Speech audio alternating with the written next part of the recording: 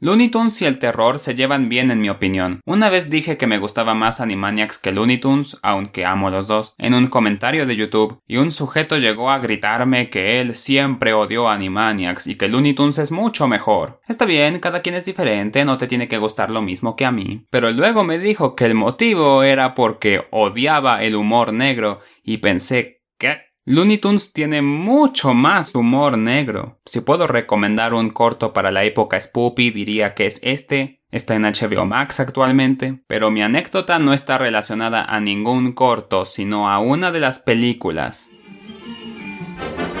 Looney Tunes, de nuevo en acción. Qué miedo, ¿verdad? Creo que incluso Space Jam tendría más para miedo. Esa película prácticamente es Furro Origin, ¿saben?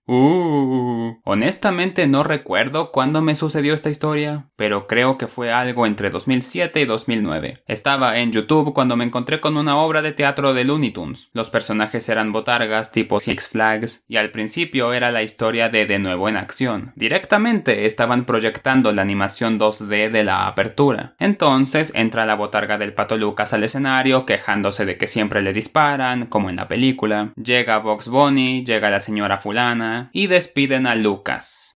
Todo el escenario era un simple color negro y no estaba muy iluminado. Recuerdo muy bien que el título de la obra no era De nuevo en acción. Tenía un título diferente de Halloween, lo que justificaría la apariencia pero no la trama. Nada de la película se presta para Halloween, por lo que a partir de aquí la historia no tenía nada que ver. Los personajes salen de escena y el proyector se vuelve a encender. Un fondo completamente gris en el que se muestran sombras. Se veía un edificio típico de científico malvado y se escuchaban fuera de pantalla las voces de distintos personajes como Piolín, Porky, etc. Y todos estaban reaccionando con miedo a lo que se acercaba. Una especie de tornado con truenos que tenía un efecto en ellos. A continuación, las sombras de los personajes convertidos en zombies. Recuerdo específicamente ver la sombra del gallo Claudio con sus brazos levantados y gruñendo. Entonces iniciaba la siguiente escena. Bugs y Lucas discutiendo son interrumpidos por la señora, quien llegó para darles un buen bonche de exposición. Básicamente explicaba que lo que pasó es que un científico malvado o algo así falló un experimento y ahora todos los Looney Tunes son zombies. Excepto ellos por algún motivo. También recuerdo que se mencionaba que a Piolín lo afectó diferente. Creo que estaban utilizando el final eliminado de la película, en el que Piolín se come al villano. Y entonces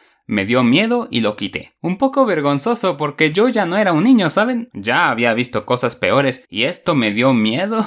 Siendo justo conmigo mismo, Looney Tunes no es tan inocente, y eso lo hace mejor para algo de terror para mí. Si tomas algo inocente y lo vuelves de miedo, el contraste es tan fuerte para mí que se siente como si fuera una cosa que no tiene nada que ver, que es completamente nueva. Pero con Looney Tunes no hay tanto contraste, estaban y siguen dispuestos a hacer cosas un poquito más perturbadoras de vez en cuando. Entonces se siente familiar y extraño al mismo tiempo. Así es como funciona lo que llaman uncanny. Ver esto debió activar algo en mi cerebro y simplemente no pude continuar viendo el video, aunque tampoco es como que me quedara sin dormir. En cuanto a la obra, juro que no la estoy inventando, aunque tampoco sé si lo soñé. Me he puesto a buscar esta obra de teatro por todo YouTube como si mi vida dependiera de ello. Y nada, necesito encontrar esa obra. Quiero saber si tenía razón en asustarme o si en serio soy tan patético. Tengo curiosidad de saber cómo termina. Quiero tener confirmación de que fue algo real que vi, pero no obtengo respuesta. Me quedo totalmente en la oscuridad al respecto y eso me deja más desconcertado. Recuerdo haberlo vivido, pero el internet no lo recuerda. ¿Qué tal si solo es una invención de mi mente creada para molestarme? Y si mi mente puede hacer eso, ¿qué otras cosas de mi vida han sido solo engaños de mi cerebro en mi contra? ¿Qué tengo como margen de realidad? Señor,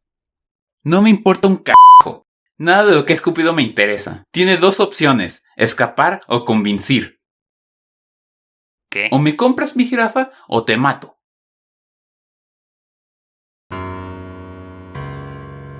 Añuña.